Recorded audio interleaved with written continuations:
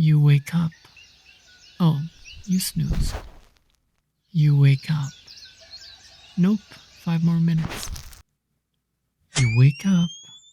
The phone is already in your hands, checking your messages, scrolling, watching some shorts. And before you know it, it's noon now.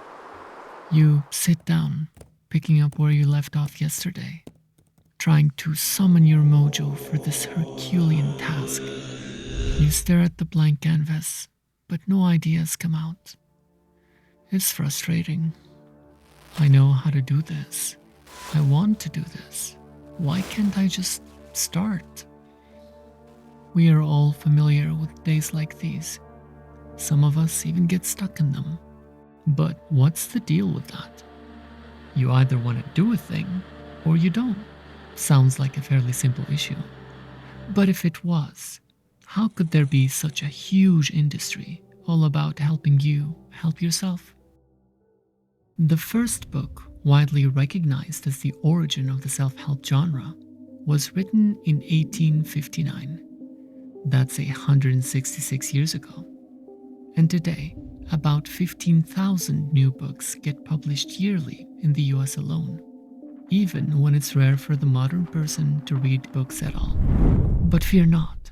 The internet evolved the self-help formula into 15-second motivational clips, AI-generated essays, and thousands of online influencers preaching everything from aura farming to self-maxing. But hold on, is this even a modern phenomenon? How far back in history do these ideas of self-help go? And were people in the past also silly goobers who couldn't get themselves to take action?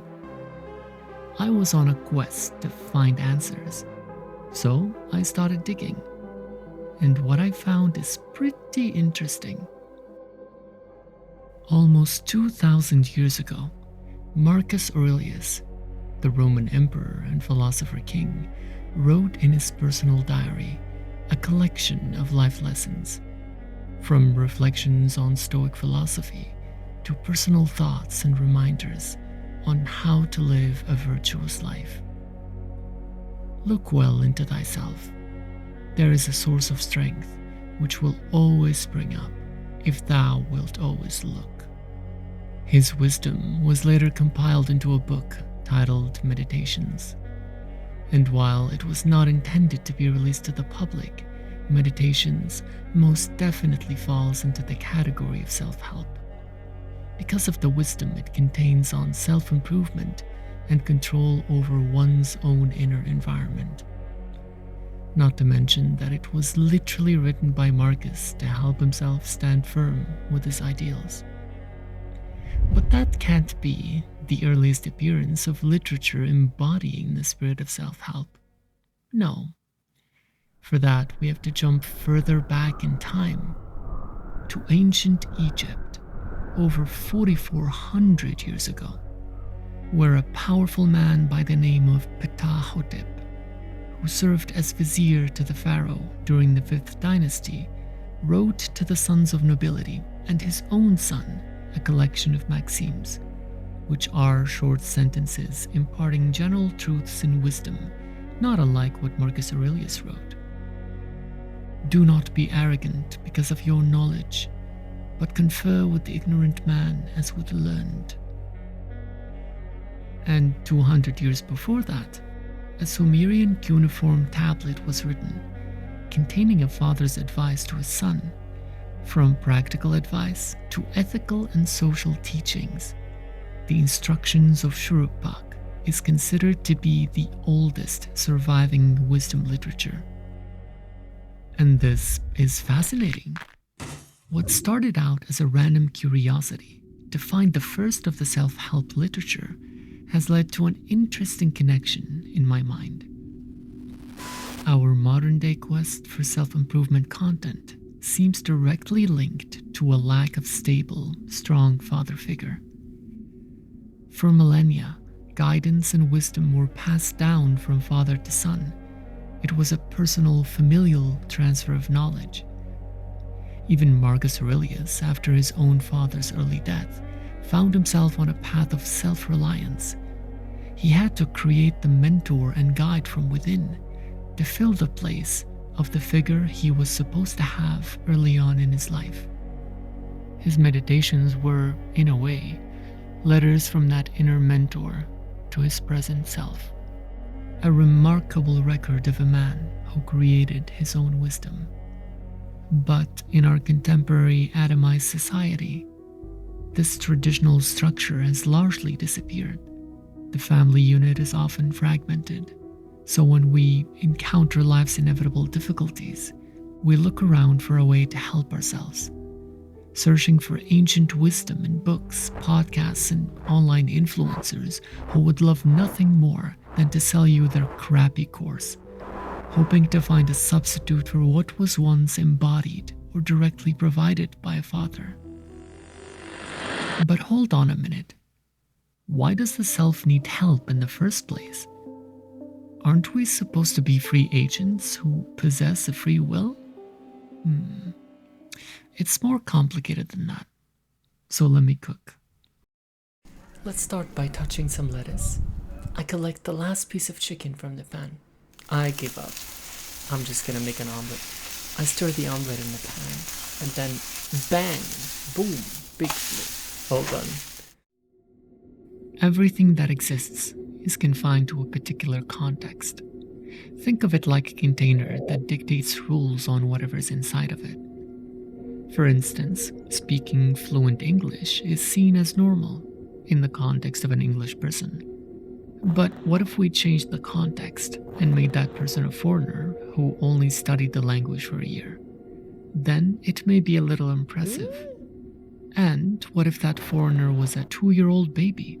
Now it's downright terrifying. Different contexts lead to different results. You may be an individual, but you are not a one-man show, a solo actor who exists in a vacuum. Look around. Are you independent from your family, your boss or teacher, from the cashier at the grocery store, or even the screen playing this very video?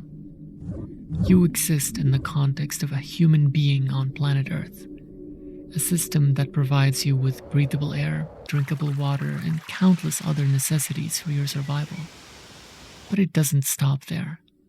The planet itself exists in a larger context, without the sun constantly supplying it with a steady stream of low entropy energy, and the moon's gravitational pull stabilizing the Earth and influencing the ocean tides. Our planet would simply become a dead, frozen rock drifting into open space, and all life would simply cease. In context, things exist in relation to one another, and they interact with each other, creating this systemic dependency where if one thing changes, so must the other. And that exists on every possible scale, from particles too tiny to see to colossal formations of galaxies. It's beautiful to see the universe itself reflected in rainfall feeding the soil, bees pollinating flowers, and each of your organs a system interacting with the other, creating you. So how can the self be independent from all that influenced its creation? It simply can't. Everything is contextual, including you. You act differently with different people. You feel differently in different environments. Your behaviors, thoughts, feelings, aspirations, preferences, everything that you are is a byproduct of your position in this greater context, of this chain of influences, of cause and effect. But therein lies the problem. How can we both be a free agent and a product of causality?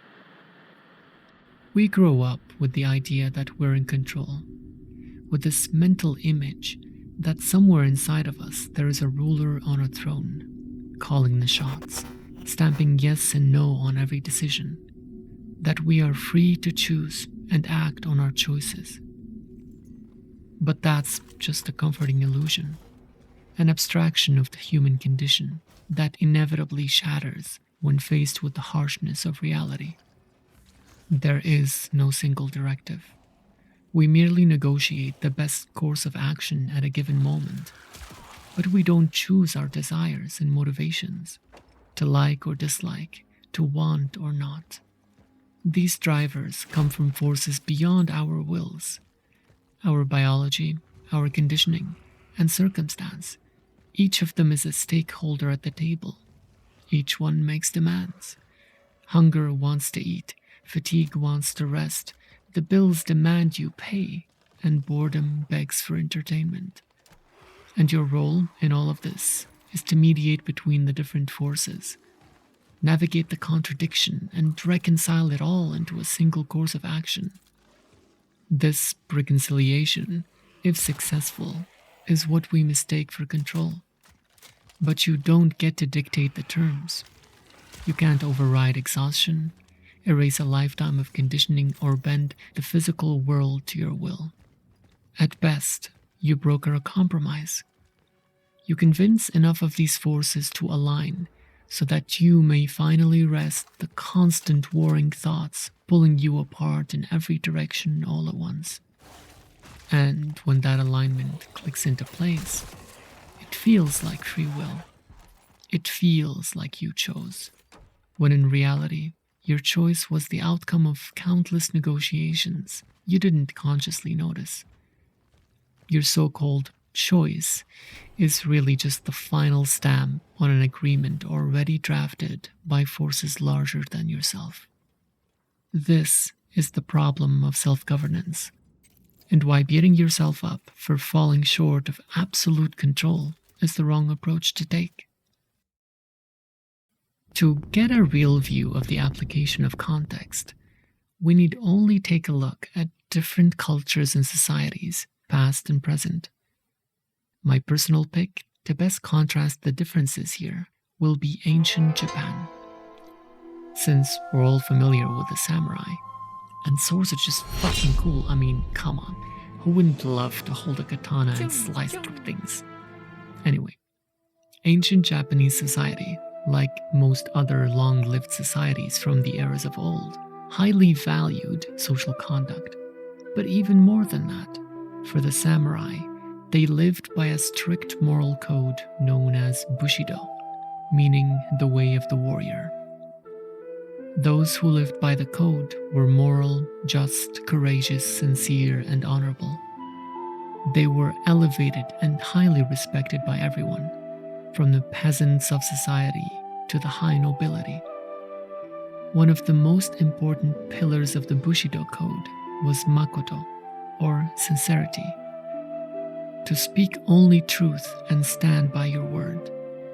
A promise made was a promise kept, and any deception or failure to stand for your ideals was a betrayal of your word, bringing dishonor to yourself, your family, and your lord. For a man who would betray his own word is a man who would betray anything. The consequences were immense. Trust was the currency for survival back then. It was to be maintained at all costs. A samurai who had broken that trust needed a grand gesture to correct that regretful mistake. Depending on the proportion of the betrayal, sometimes the only way was to give up that which is most precious to any living creature, life itself. Seppuku was the grandest gesture of sincerity, in the form of a ritualistic suicide, to not only stake your life on your word, but to offer it willingly, demonstrating unmatched resolve that erases the dark stains of dishonor from your family name. It's hard to imagine a heavier price to pay or a grander demonstration of resolve. But let me ask you, when was the last time your word was backed by such resolve that you were willing to stake your life on it? For many people, the answer to that question is never. Because while our modern world offers us freedoms, options, and comforts, these conditions may rob us of purpose. We've done away with shared values, with ideas of honor or shame. The structures that once held us accountable are no longer. Wrong choices are made easier. Instant gratification and constant flashing lights compete for our attention, creating an extremely easy escape from discomfort. For the samurai, there was no escaping that discomfort without losing everything. And for us, escape is abundant. It's everywhere, always active, always at hand. Random pings and notifications transport our attention away from the moment, away from ourselves, and oftentimes, a single ping turns into hours wasted scrolling. There is no single directive. Each distraction is a voice in your head, an impulse in your body, a desire for you to follow, and a discomfort to escape. This environment, this context we live in, is almost hostile to our best interest. And I'm not saying we should go back to such rigid ideals of old. I'm saying that we've gone too far in the opposite direction, that things of true meaning and substance are becoming extremely difficult to attain. Freedom can easily turn into chaos, convenience into laziness, and acceptance into resignation. Because at our very core, we are still animals, made to adapt to our environment. But unlike other animals, we can tap into the will to go against our own natures and transcend the circumstance. But that comes at the cost of comfort and instant gratification. And without sufficient meaning to power our wills, we will inevitably fail to change. What actually gave the samurai such unwavering strength of will wasn't discipline alone. It wasn't just fear of punishment or desire for respect. It was meaning. The meaning of one's word, the meaning of loyalty to one's lord, the meaning of a family name carried forward through generations, the meaning of Bushido itself, which elevated even the smallest actions into a reflection of something larger than the individual. That meaning created a reservoir of will so deep that even death was not too high a price to protect it. Without meaning, willpower crumbles under pressure. No amount of motivation hacks or productivity tricks can stand alone against discomfort for so long. Because will is born from necessity, and necessity is born from meaning. Think about what gives your actions meaning. No matter what type of person you are, there's always something that can easily move you to action. Some people sit on their ass for weeks, then accomplish everything in a day because they are moved by the approaching deadlines. Some only achieve because they want to look good in someone else's eyes, so the areas of their life that are hidden from view tend to be a mess, piled up and stuffed in some closet. Others only achieve for their own egos. For them, the ends justify the means. They will sacrifice anything and anyone in service of their own selfish desires, never for someone else. There is no single directive, not in a context divorced from necessity, not with a head full of half ideas of what to do and who to be, where our priorities shift from one moment to another, without enough meaning that binds us long enough to a single path for progress to be felt. This is the core of the problem. We are trying to summon a force of will in a vacuum we ourselves have created by stripping away the very things that gave will its power. For the samurai, meaning was not an abstract concept, it was concrete. It was woven into the very fabric of his existence. His word was his bond because that bond was his identity. To betray it was to go against his every belief. The code of Bushido provided a context of meaning. Every choice, from how he held his sword to how he spoke to a peasant, was a reaffirmation of that meaning. The will to get up at dawn, to train, to face death was fueled by a purpose larger than himself. He was an integral part of a grander narrative. But for us, Our world has been meticulously scrubbed of such inherent shared meaning. We champion the deconstruction of old values, honor, duty, sacrifice, as liberation from oppressive ideals, and in many ways, they were. But nature abhors a vacuum, so what did we put in their place? We've replaced them with the self, and the self, untethered from a larger context, is a terribly fragile thing upon which to hang a lifetime of meaning. Our primary directive has become the pursuit of ease and comfort, but comfort dulls our motivation, and ease provides no substance. They make terrible fuels for willpower. When your deepest why is your own transient feeling, why would you choose the difficult path? Why would you resist distraction, say no to instant gratification, or push through the burning discomfort of effort? For what? For a vague future version of yourself that feels a little better? That's a shockingly weak reason compared to the samurai's why, which was to uphold the honor of his ancestors and his lord, to be a man of his word, to fulfill his duty unto death. Our modern why stifles meaning, while his ignited it. This is why willpower so often fails us. We are trying to run a high-performance engine on watered-down fuel, yet we're somehow expected to perform heroic feats, to disconnect the effect from the cause, to walk on the water that anyone else would drown in. My point is, it is a complicated situation that you find yourself in. You are not as in control as you might think, but you are not powerless either. And the first step to solving any problem is to correctly identify it. So often do we spend our energy trying to solve symptoms, thinking we are solving the problem itself. Whether that is a lack of motivation, a lack of discipline, or laziness, the question remains: why should you be motivated? Why not just do it later? Why not give up? These are the questions you pose to yourself, and without a good enough answer, you won't be able to start or see it through till the end. But the answer to such questions is only yours to find. Nobody else can tell you what is truly meaningful to you. And just like the environment shapes the individual, it's also the individuals who shape the environment. This is where our agency lies. Thank you for watching my videos.